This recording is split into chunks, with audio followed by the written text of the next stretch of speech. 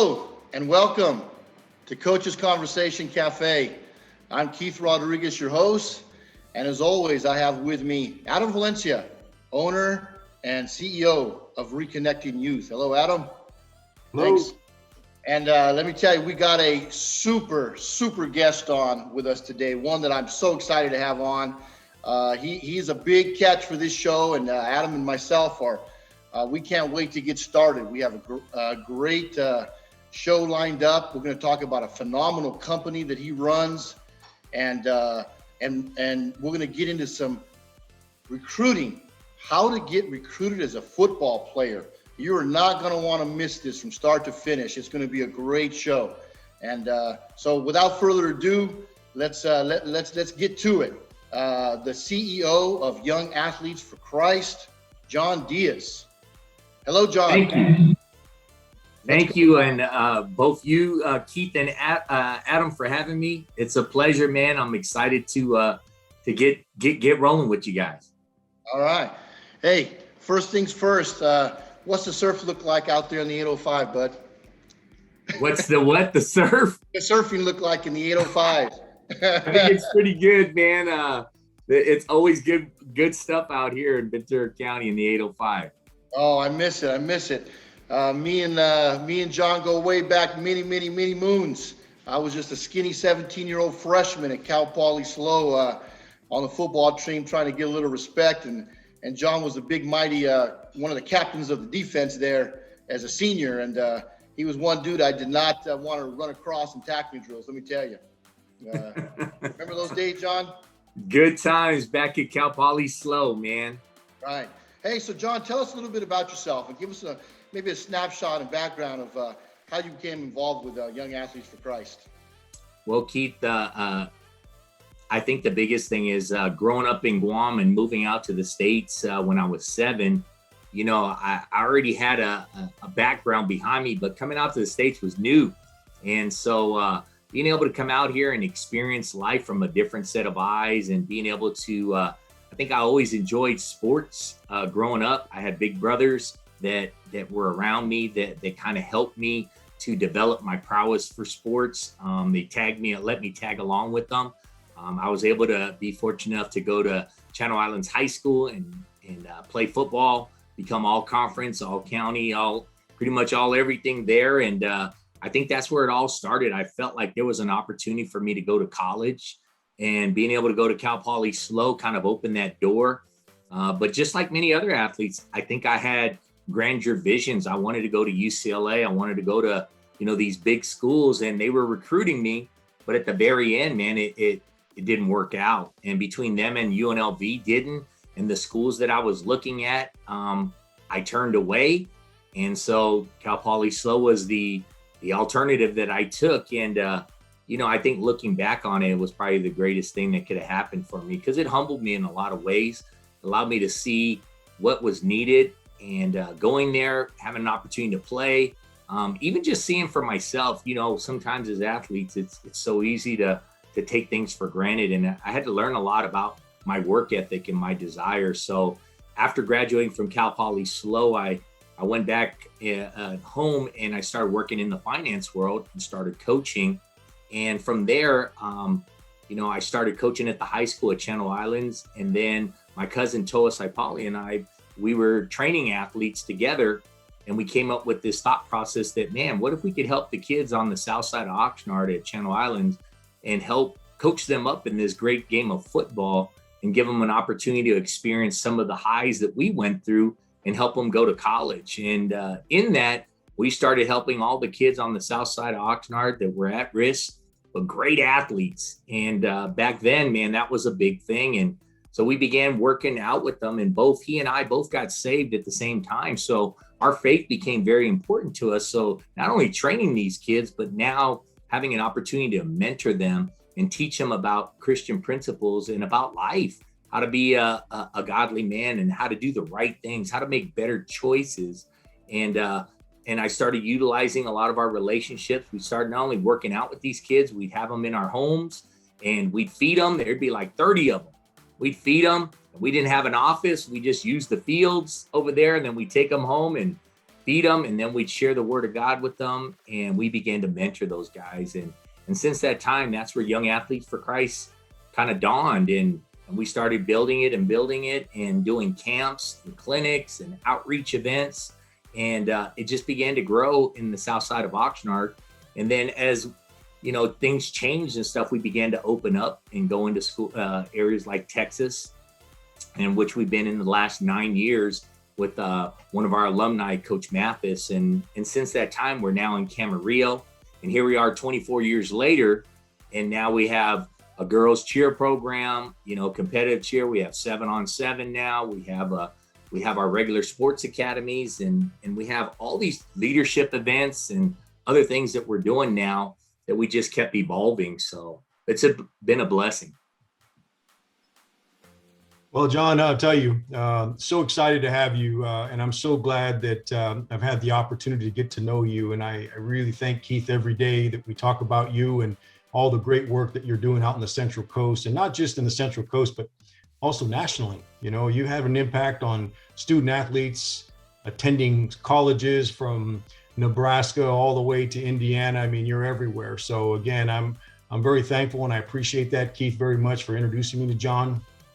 John, you've had a tremendous impact, not just on our family, but my son, most importantly, in preparing him to be at the next level. And I want to thank you for that. So again, there's a lot of thank yous that go on today.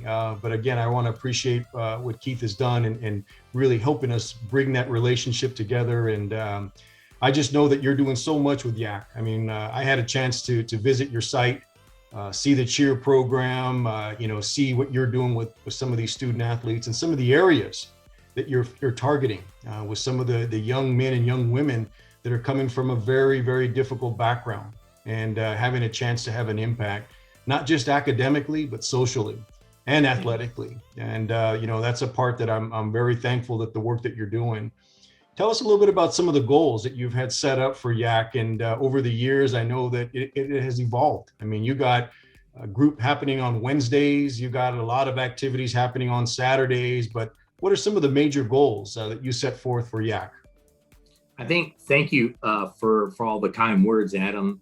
It's an absolute pleasure. And I think one of the biggest things is our goal is to really empower youth using sports as that vehicle, and using sports as a vehicle to help develop confidence, develop leadership skills, develop their ability to communicate more effectively, and to teach them how to become leaders in life on and off the field.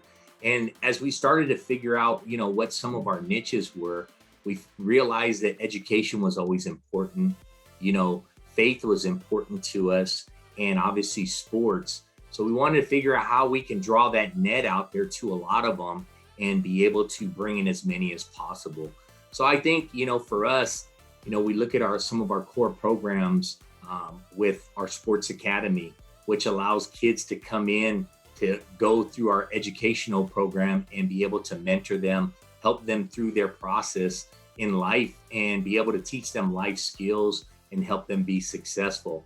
We have our college recruiting, which your son Anthony and Keith's son Quentin and Ethan both were a part of, that allows kids to have an opportunity to go to college if they desire, and to play this great game of football.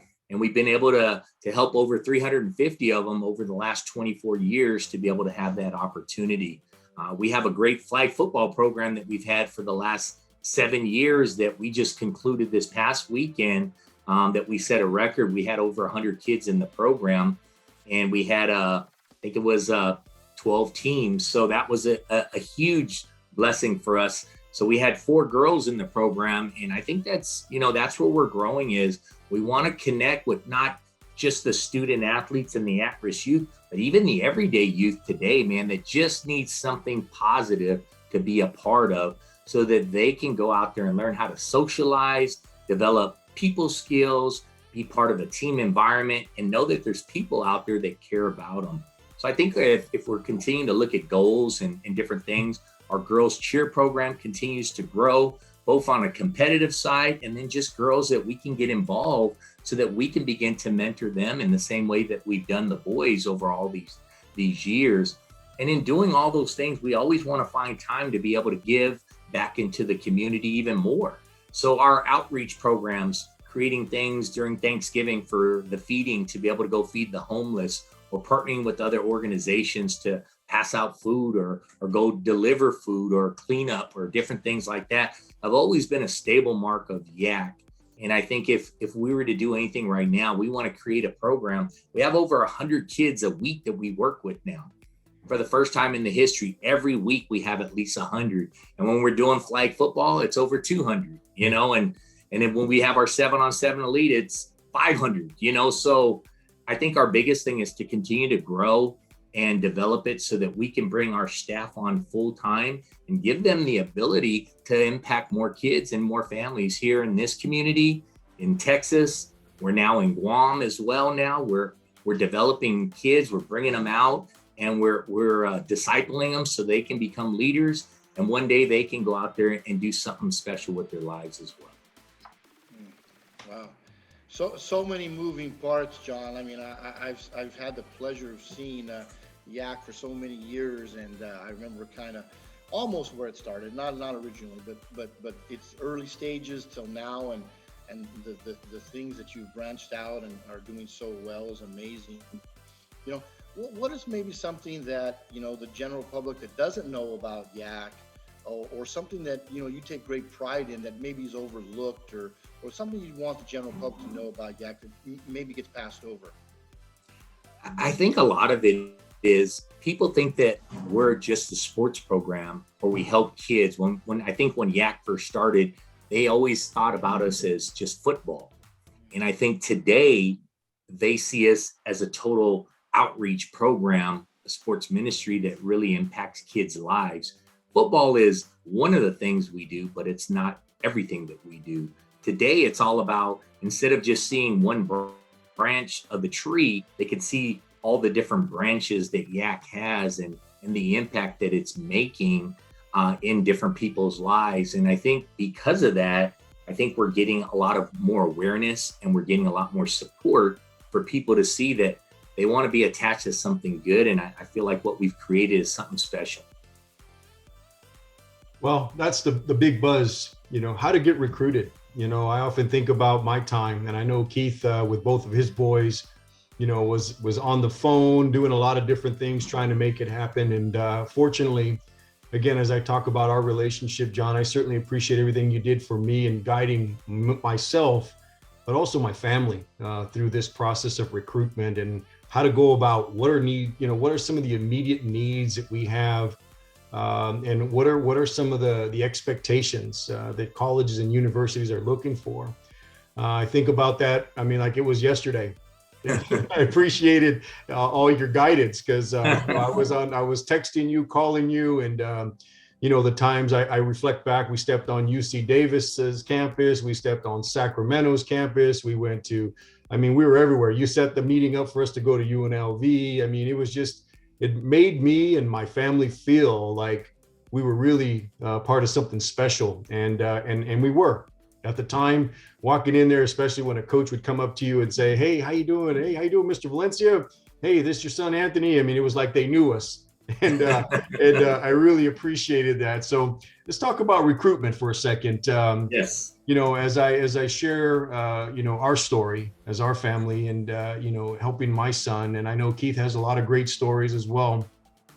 But what are some of the immediate needs for families right now in terms of, and I guess maybe it's not so much needs, but what do they need to know? What do they need to know through this process? And especially coming off of COVID, many families right now are trying to figure out, we've talked to a lot of coaches. Keith and I are on the phone throughout the week talking to different coaches, and all of them have a very unique experience, especially after this past year. But what would be some of the things as of right now that you would like to share with some of our student athletes, but some of our parents and coaches of some of the next steps when it comes to recruitment? Yeah, I think the biggest thing for athletes as a whole is they gotta to get a real evaluation of what their potential is at the next level. They need somebody that's unbiased that can come in there and give them a real assessment of where they think they may be able to play. That Division One FBS players, is only 1% of the population that even gets an opportunity to play there. And I think everybody has that goal and dream of playing on TV and feeling special, right? But you may have the grades, you may have played with guys that were Division One, but you may not have the measurables that they're looking for at those specific schools. So rather than trying to squeeze blood out of a turnip, why not look at schools that may be a good fit for you, that maybe would give you an opportunity to have a better experience, would afford maybe more opportunities financially that would be a better fit for you and your family, and then socially make you feel like you're a part of something. So one of the biggest things in recruiting, I think, is what's the right fit for you and your family, because you got to live there. And so whenever you go somewhere, you got to ask yourself, if football wasn't in the picture, would I still go to this school? Because what happens is many kids get homesick right away, right? And so do they have the ability to be able to go away to college in that first year? And if they don't, then why are we trying to press them into a situation like now with COVID, right? What are most people doing? They're staying closer to home because they feel more secure and safe. So I think first is it's creating the game plan of what is the end goal, and then being able to understand what processes will take and have a realistic approach to what you're trying to get to. Many people want to get to the promised land, but not everybody's willing to do what it takes to get to that.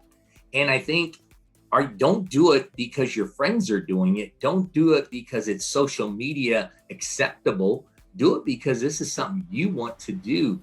Because what people don't realize is that when you go play football or sports at the next level, it's a job. It's not leisure. It's not 12 plays. It's not, hey, you're the best on your high school team. You're going to go into an environment where everybody's as good or most likely better than you. So the ability to understand mentally, can I compete at this level? And will I give myself time to develop so I can be a part of this culture and then I will adapt to it? Or am I not ready yet? Maybe I'm not mentally prepared to leave home. Maybe I like mom and dad's cooking and the way that they wash my clothes, and maybe they take care of me in a way that nobody else can. So am I ready to leave the nest? So those I think are important questions. And if they're not, let's look at other alternatives to get there. Maybe I go to junior college first, and I use junior college to begin to adapt to what college is all about. I get acclimated to it, and over a year or two time span, I can have a plan to now go to a 4-year college if I want to play football and then or sports, and then I can see that path and then have somebody help guide me to get there. And now I can see success. I hope that answers some of it. And then some. Yeah, great answer, John. Without a doubt, the biggest question that I get posed to me, when I'm coaching high school ball is, from parents and players is, how do I get noticed? What can I do to get on the radar of college coaches? And obviously, when you're a blue chipper, you don't have that question. They come to you when you're a blue chipper. But as you said, that's the 1% of 1%ers. Everybody else got to do a little more work.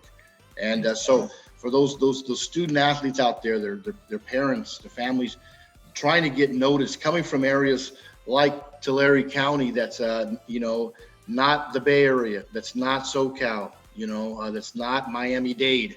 We're kind of out here on the farm a lot of times, so hard to get to. How do they get noticed, John? I think the first thing is they got to prepare themselves. I think many kids want the glory, but don't understand that, you have to stand out in some sort of way for college coaches to get to know you. So first thing is, I need to find a way to start on the high school football team that I'm at. Because if I can't start on that team, there's no way that somebody's going to go recruit me at the collegiate level when I haven't even proven myself to be worthy at this level. So that's the first thing, is I got to find a way to get not only bigger, stronger, faster, but I think more mentally tough and understanding what they're looking for, not just in the bigger, tougher, faster, bigger, stronger, faster principle, but do I understand the game? Am I an asset to a program? Do I do special teams? Do I do the extras? Is my GPA at 3.0 to 4.0, where now I become something that's going to add value to a program? And I think every kid needs to ask themselves and their parents, is my kid in a position to show them? Then once I start on a team, now I have to do things that make me a little bit more standoutish than just the rest of the team. I need to be able to be that guy when a college coach comes, they go, wow, did you see that guy? Maybe I came to watch this guy, but this other guy stood out. And I think everybody's waiting for that to happen, but I think it's got to be a way of life. It's got to be an everyday mindset that when you go to practice, that you see that college coach that you're looking to go to their school and you practice like how you would play. And it starts there, and you develop this demeanor about you that's going to help you. Then, you know, when camps open up and stuff like that, now obviously when you go to camps, you have to be selective. You have to really look at camps that you can actually stand out in, because when you're in a camp of 500, there's not much room for you to really showcase your abilities. So, and then I have to have some realism. I have to look at schools that maybe would be interested in my services. So if I'm trying to go Division I, well, we already know that's 1% of the population. So when I go there, if I don't fit the measurables, that's not going to get it. 2, do I have a highlight video maybe that I could create that would express in 5 or 10 plays, 15 plays at the most, what I have to offer? And then I put that out there on my social media, on my Twitter or my Instagram account, and I try to send those to as many colleges that fit the mold of what somebody who evaluated me told me that I could go to.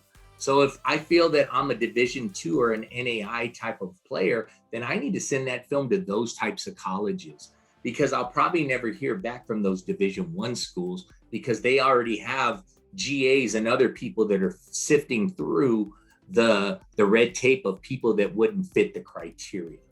And then I think, you know, try to send emails to them specifically about what your skill sets are. You know, take a look what your academic environment looks like, what type of character, and what you're looking for in an opportunity. And if they could just watch your film and just give you an honest evaluation if they think that you would be a good fit for their program. You know, oftentimes, John, very good answer, by the way. But oftentimes, you know, many of our parents are looking. They're trying to figure out on the internet where to even begin. Where do they start? You know, and that's a question that I had early on. And fortunately, you know, my good friend Keith was there, and we could talk about some of these things, and you know, just making the reference of certain you know, certain programs that are out there that are available to students and families. What's your take on all that, as far as where parents can go, and what are your thoughts on some of these programs that are out there that are basically asking you for money? They're asking you for money right now, and I mean, there's just so many pitfalls with that, because 100%. Again, just that information that you're sharing about the 1%. I mean, think about the parents that don't even realize that. You know, and you and I talked about this early on about the academic part of all this. You know, if your grades are not up to par, guess what? It's going to be very difficult to get into any college, first and foremost. And so I think that we need to really be clear on that. But, you know, Keith and I talked about this early on about where to go, where to try to find those resources. And so what's your take on some of the programs that are out there that are available to people online? I would say that if you're looking at stuff online, look at the information and gather as much as possible that you can get that would be free to you first and foremost. The one thing I like about NCSA is that they give you free information that's right on their website. So why not take all that information and be able to get acclimated and knowledge yourself about this process, and then find people that when you talk to them, they don't sound like a used car salesman. That they actually, when you talk to them, you can see that there's a genuine interest in your child, their success, and what they can provide. It's one thing to just grab somebody's highlight video, put it up on the website and say, hey, I'll charge you $1,000 just to put it up on our website. I'll charge you 500. And I know all these guys that can get your information out there. So we call them in the real world street agents, right? So those are those hustler kind of folks that want your money and they're not going to do very much to get it. But because maybe they put a couple of big name people in there that they say they work with, it's a lure, just like any marketing ploy, to try to get people to come into their program. I think the first thing is you always should go to your high school coach and see what their opinion is, and see what they're able to do with schools that you would be interested in. And then if your high school coach is giving you an evaluation and you feel it's a fair evaluation, then that starts there.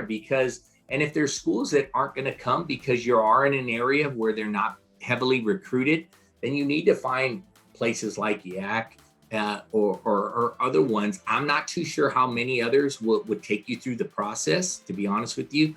But I know that for us, it's about personal relationships. If you don't have personal relationships with these coaches, it's throwing a pea in the ocean and just hoping something will catch, because nobody's going to talk to you. Nobody wants to hear from parents. They only want to hear if the kid is a dude or somebody that can help their program. Let's just be real with it. And if your kid's not a dude, then you'll be like many others and stuff. You'll never hear back from again. And so that's why I think it's crucial that you find people that either have relationships with colleges across the country or colleges that you are looking for your kid to go through, and then be able to have continual conversation with those types of people to help walk you through this thing so that you're not walking through it blindly. And I think that most people, unfortunately, parents are very excited for their kids to go to college, but not very many are educated on really what it takes. I mean, it's easy when you're 6'4", 200 pounds, and you run a 4.5 to get a scholarship. But for, the other 80% of the population that has to work at things, man, a lot of things got to go right. And so I think it's important to surround yourself with people that you actually can trust. And if you don't, you ask people, hey, who would you recommend? And then you get to know that whoever that person is, and you have to make an intelligent decision whether that's somebody you think that would be a good fit for you and your family. Yeah, I like that. We're all coaches here, John. You're actively coaching at the collegiate level still, and you also do some recruiting business for that university, for that college as well. I think parents often have a skewed, approach to what their high school coach can do for them. But by the same token, having been in the high school realm for many years, as well as yourself and Adam coaching, there are so many coaches that think they have a handle on recruiting and the different divisions and scholarships. And me having the luxury of having worked with you a little bit in that recruiting realm, I can sit back and go, actually, no, you don't really have that good of a handle on a coach. So, what are some of the limitations that your high school coaches have? And what are some things the high school coaches can maybe be a little better on to help their players get to that next level? Yeah. Well, I think the first thing is that high school coaches, some of them are part-time.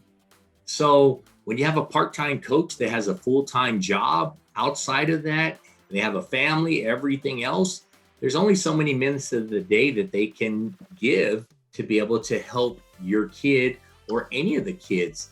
And I think that's probably a tough thing for a lot of coaches.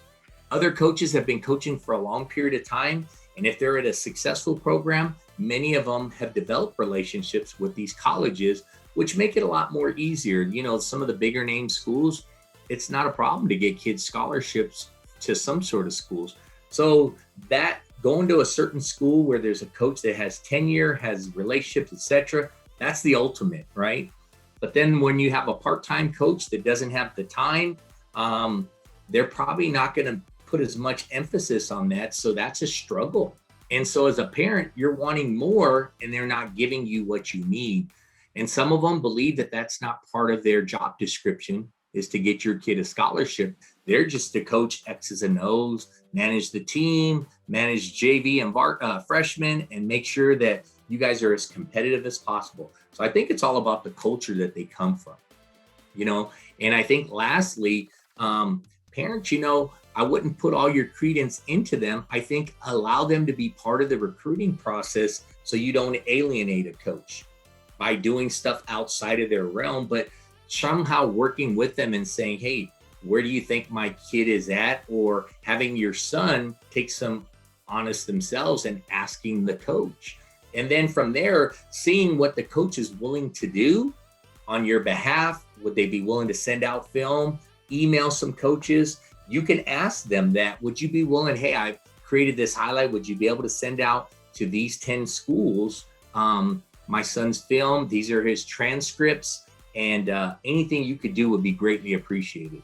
And I think if you start in that approach, high school coaches may have that ability to be more accessible to you. And if not, then, you're going to have to hope that maybe there's an assistant coach or somebody else that may be willing to pick up the slack or guide you in a direction that may help you achieve the goals that you're looking for. Yeah, that was a great question, Keith. Thanks for that and great answer.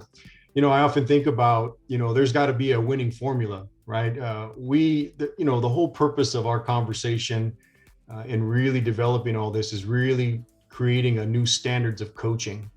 And we think about all the coaches we had, growing up and all of our, whether it was, Pop Warner all the way to college, right? I think about, the role that we have in what we do in our Coaches Conversation Cafe.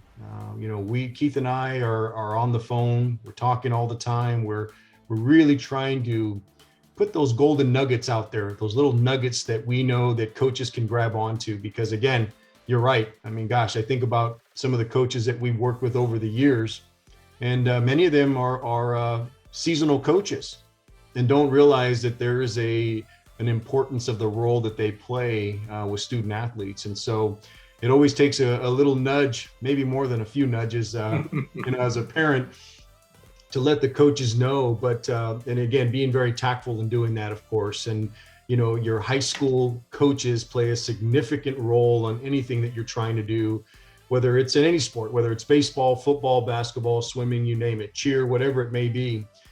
But I think about this all the time, John, and what would be a few nuggets you would leave for some of these coaches, some of the newer coaches, but what can coaches do now? What can they do as of right now during this time of the year? We are finishing up spring. Many of the sites that here locally have just finished a season. They actually had a spring season. So because it's a different time, again, many of the sites coming off of COVID for that whole year. What can they do? What are some nuggets that you would leave for them that they could do immediately to help some of these student athletes? Because there are some districts that didn't even have a season, that had some amazing athletes that were just waiting for their senior year. And unfortunately, they missed it. And so what are some things that they can do right now? Because I know there are a lot of coaches listening, and I know many of them are trying to figure this out, like, okay, what can I do? Or if they're not, well, we need to push them so they can figure it out, because we don't want some of these student athletes who have worked hard their entire time that they're in high school, through Pop Warner all the way to high school. What would you leave them with? I mean, what would be some things that you'd want to share with them on that? I think that every coach, head coach, needs to be able to internally look within themselves and see what resources they have. What kind of assistant coaches that if they're too busy to do this type of thing, who could they depend on that has good communication skills, is maybe has some computer skills, or just just has a heart for kids and wants to help them, loves coaching and would love to be able to communicate with college coaches. Creating a point of contact. If it's not the head coach, maybe there's another one that they can create a recruiting coordinator, or somebody that every year they could say, here's our high school seniors. This is the names of them. This is their measurables. This is what their GPA is, their qualifiers, and this is what level I think that they could play at. so that every year when college coaches come through, or if they don't, they can just email them. Hi, Coach. My name is Keith Rodriguez, and I'm the assistant coach over at Mount Whitney High School. Just wanted to give you our prospect sheet for the 2021 class. And these are 5 of our best athletes. These are some of the things that they all do very well, and I think, would be good fits for your program. Would you please take a look at them and let me know your evaluation, and any comments or feedback you could give would be greatly appreciated. And then start going, maybe it's by conference based on this. So if you knew that, man, I only had one Division I player, then use that one Division I and make sure that everybody agrees that he's a Division I player, and then begin to shoot them out to the types of schools. Maybe it's the Big Sky Conference, maybe it's the Great West, maybe it's the Mountain West, maybe it's, those types of schools, and get some feelers out there to see if anybody bites on that. And then, if I don't get any bites, well, maybe I got a follow-up system that, hey, if they don't answer within that first week, I'll follow up on that second week, and then have some sort of a system in place. So then all of a sudden somebody's going to reply back to you. Hey, Coach, I apologize. I didn't get back to you as soon as possible. I've been on the road, been out of town. And now you got one coach. And I think it all starts with one. Then you can have 2 and 3 and 4. And then all of a sudden now you have a handful of coaches that you can talk to. Do the same thing for Division II schools or FCS schools or Division III schools. Maybe you have some high academic kids that would love to play at a Division III school, but they don't know which way to go. And then kind of, hey, Coach, this person right here is a high need kind of a person, or this person right here probably won't qualify for financial aid, but their parents are looking to send them to a 4-year college and they don't have a problem. They just want to be able to have that opportunity to play. And so now, you can start navigating this process about your student athletes. And then if you have your seniors, and then, hey, here's my 2022 class, here's their huddle highlights. So put a link to their huddle highlights as well as, all that other stuff. And then now people can be like, wow, this coach he's got it together, and then every spring you send that out. And then during the fall, you could do some more follow-up with them. And then some of the kids, hey, I want to invite your players to our camp. And then all of a sudden people get to know you, because every year you're going to send 3 to 5 kids to their football camp. Maybe it's Fresno State, maybe it's Cal Berkeley, or whatever it is. We used to have Azusa Pacific. We don't have that anymore. But a lot of people don't know we got a brand new NAIA school in the Bay Area called Lincoln University.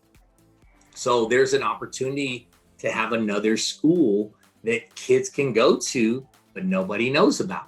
So I think having somebody that's a point of contact would help coaches.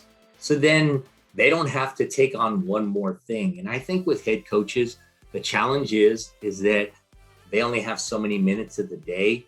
And if they're already teachers, and then they got to do this, and then they got to set the game plan, then they got to do this other thing, then I got family commitments and obligations, you begin to have a little bit more empathy for some of them, that, man, you know what, they're working their butts off to try to help our kids here be successful. So I think having a balance in that too will help coaches, new coaches and older ones, find ways to create resolution, to create opportunities for kids to go to college. Yeah, that was a great question and answer. Thanks, John. Having had the good fortune of coaching down there in the 805, where so many great athletes come out of, John, and you're still there, we know how competitive it is down there. And everybody kind of tends to come in their freshman year thinking they're going to be playing for the Trojans at USC, and we know that's just not the case. Right. But sometimes when reality hits and there's a choice between no scholarship, a scholarship somewhere maybe they don't like, and junior college, oftentimes, someone will choose to go to a place that maybe doesn't fit them the way they should, just because they don't want to go the junior college route. Right. And so I'd just like you to talk a little bit about, the difference maybe between 4-year, the junior college route, and you have a ton of experience in that realm as well, and the goods and bads, and maybe it's might be a lot more good than people think as far as junior college ball is concerned. Well, Keith, I think first and foremost, a lot of people don't know the difference of the different levels of schools that are out there. So, there's the Division I FBS schools, which is the football series. So those are football bowl series. So those are teams at USC, UCLA, Michigan, Alabama, Fresno State, those guys. So those guys typically have 85 scholarships that they can give out, full ride scholarships, and those are based on head count. So they have to give out these 85, and usually every year it's about 25 scholarships that they can offer out in there. But after the FBS, you have the FCS schools, is the football championship series, which those are the ones that create playoffs, like a Cal Poly, a UC Davis, a Sacramento State, Northern Arizona. Well, those guys have 63 full ride scholarships, but they can break them up because they have equivalency. So they can create partial scholarships to get to 85 or more. Then you have Division II schools that were like Azusa Pacific, Humboldt State, or Western Oregon, or schools in Texas and some of the Midwest. They offer 36 scholarships, but they usually break those up into partials. And then you have your Division III schools who are just truly academic and grant and aid based programs, and so they don't offer anything. And then you have those NAIA schools that offer about 24 scholarships. They're not bound by the same rules as NCAA, but they can offer scholarships, academics, and financial aid to student athletes, just like a Division II school. Then within the JUCO realm, there's two different ones. There's the JUCO, the junior college here in California, that doesn't offer any scholarships to anybody. It's just based on financial base for most of them. There's not a lot of academics for that as well. Or the National Junior College Association, and those guys have full ride scholarships, just like a Division I university. But those have been, all of Arizona used to have them. They don't have them anymore. So kids now from California would have to go to Texas or Kansas or other schools in North Dakota and other places to try to get there. And there's thousands of kids competing for that. So I think the biggest thing is understanding what's out there for us, and then how that fits for me. Am I a kid that has the ability to play at a 4-year level? And could I make it there within my first year? Is it a good fit for me? So maybe academically I have the right things that I need to, but maybe athletically I need to develop. They're not offering me any scholarship, or it's very limited. So choosing junior college here, especially in the triple CAA, is important, because those kids get an opportunity to develop. They get an opportunity to stay home, allow their parents to watch them for another year or 2 years, develop an understanding what it takes to play at the collegiate, the 4-year level, and then maybe increase their stock, because now they have college game ready experience, which 4-year colleges are looking for, versus a kid out of high school that's a crapshoot whether they're going to be successful or not. So I think knowing those things are important to make a determination whether I should go to a 4-year school or whether it's a 2-year school. One, it's going to save you money. If we're talking apples and oranges, going to a 4-year college is $20,000 to $70,000. Going to a local junior college is, if it's in your local area, it's $1,000 to $2,000 of tuition. And if you are doing room and board somewhere, then that's the extra. But you could see that that's a big difference for a family that may not be able to provide that type of financial assistance. So if they are, many kids are always led with this example and this struggle.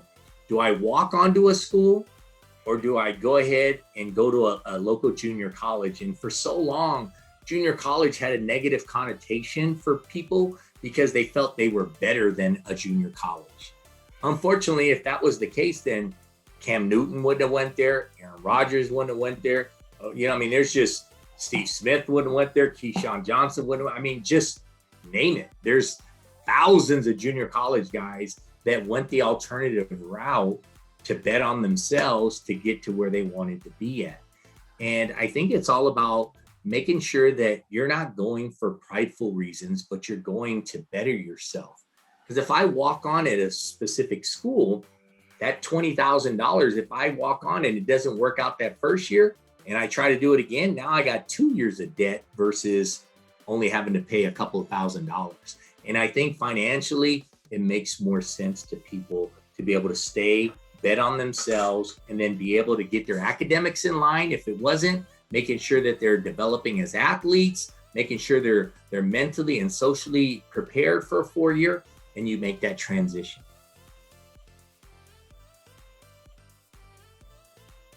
We are with John Diaz, the CEO of Young Athletes for Christ, also known as YAC.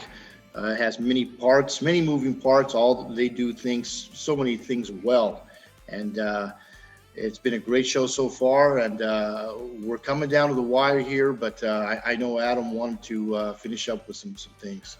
Yeah. Hey, John, again, we certainly appreciate you being here with us, and lots of just so much great information. I think about, the level of involvement of many of your students that you're working with. A lot of young adults you have involved. Let's talk a little bit about that for a second. The community involvement is critical for a lot of our young athletes that are out there. And it's kind of, I would like for you to maybe share some of the examples of some of the activities that your athletes have participated in. And, you kind of alluded to that earlier about, being involved during Thanksgiving and various times of the year.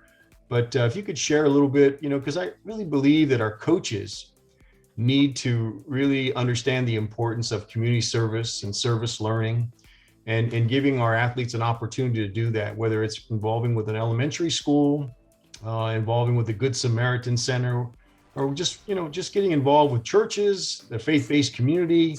What can they do to really kind of spruce up their resume? They want to go to that big school. What are some things that they can do for that?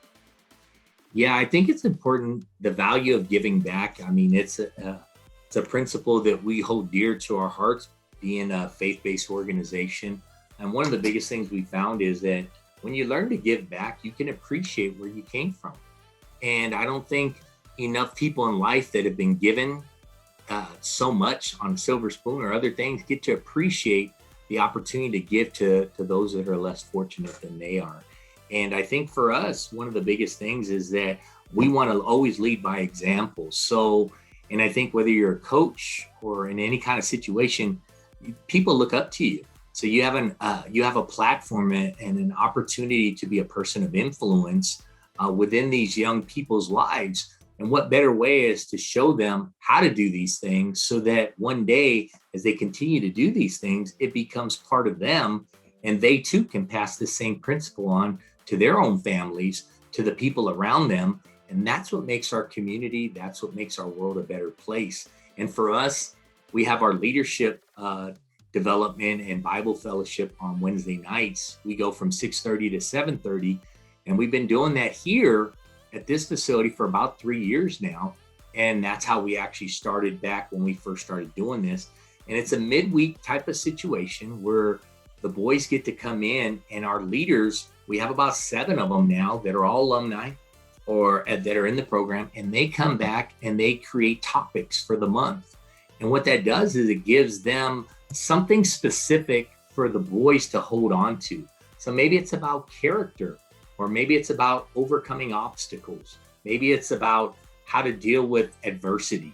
So we talk about these things. We give them some Bible verses, some scriptures to hold on to. Then we give them practical everyday things that they have gone through as coaches to be able to express how they were able to deal with those things.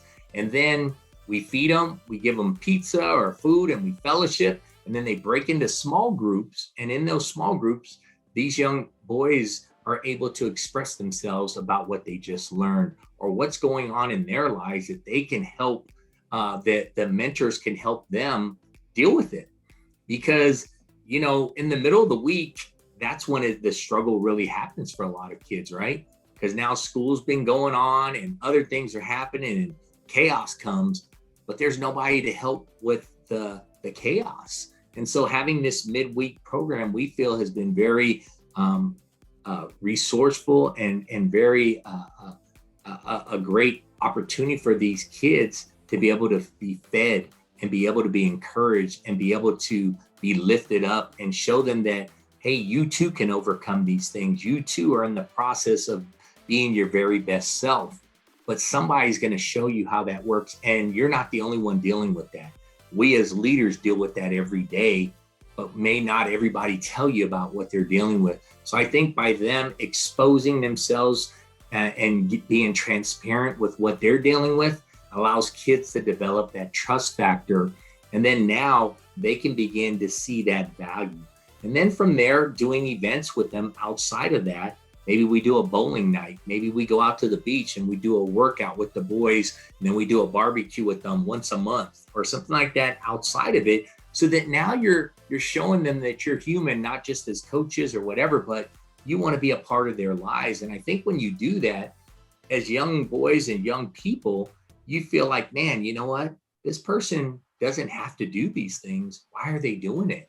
And when they realize that you just have a heart for them, for kids, and God's put special things in their heart, it makes you want to be a part of that. And I think that's been always our motto, and that's what's helping. But even as we're helping the kids, guess who's being helped out at the same process? Is all the coaches and the mentors. Because when you hear those things, it makes you look back on, man, when I was your age, that's what I dealt with. And this is how I deal with it as an adult today. But it doesn't go away, but it allows me to maybe think about things differently and to make better choices. And I think life is about choices. And if we can help these young people understand that they are not alone in any of this process, we can help them be successful. And they know that there's always going to be somebody that's going to walk with them, that's going to love on them, encourage them, believe for them, even when they don't believe in themselves. And even when they deal with family issues, they can have a go-to person that they could text, call at different times outside of that Wednesday night. And now I feel like that's been our formula for success. CEO of Young Athletes for Christ, John Diaz. We're just about out of time, John, but I like to leave a little time in case there's something that maybe, we didn't cover, we didn't ask, or an event that you'd like to get out there or announce to our audience. We do have a lot of 805 viewers.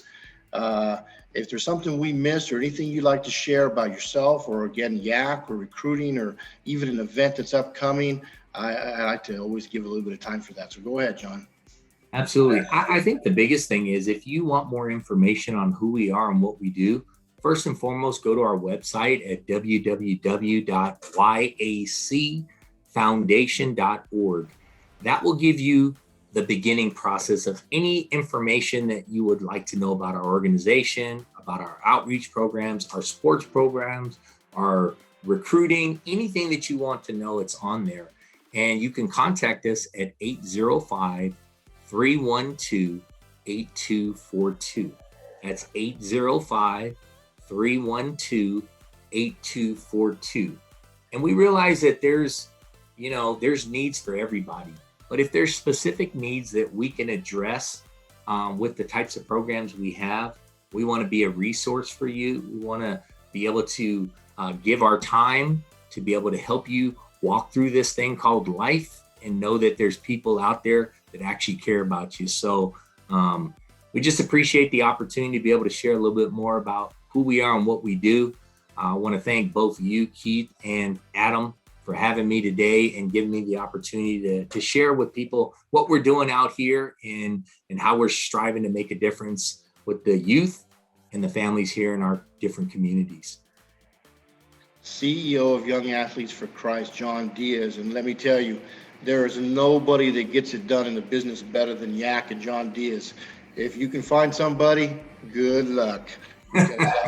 You ain't going to do it. Let me tell you, I've worked with them, I've known them, and their resume, their history, their tradition speaks for itself. And so does John's reputation, not just in the 805, but nationwide, as Adam alluded to earlier. He's got tentacles in Texas, Guam. The man's all over the place, and he's like 6 degrees of Kevin Bacon. You're not going to mention a coach that doesn't know who John Diaz is. I don't care what level it is. So reach out to him. If you're a little tentative about reaching out to him, reach out to me or Adam. We can reach out to him for you. But he's warm. He's embracing his whole company. He's got great trainers. And I tell you what, it was a great catch to have him on the show. I was super excited. I was waiting for this show for a long time. And I'm glad Adam and I put it together. And thank you so much, John, for being on the show. This is ladies and gentlemen, this is a busy dude right here. So for him to be here for an hour and a half or whatever it is with us, we're honored. So thank you very much, John. And love you, man. And take care. And for all of us here at Coach's Conversation Cafe, for Adam and Reconnecting Youth, Inc., thank you, John. And we'll see you guys next time at the next show. Bye-bye. Bless.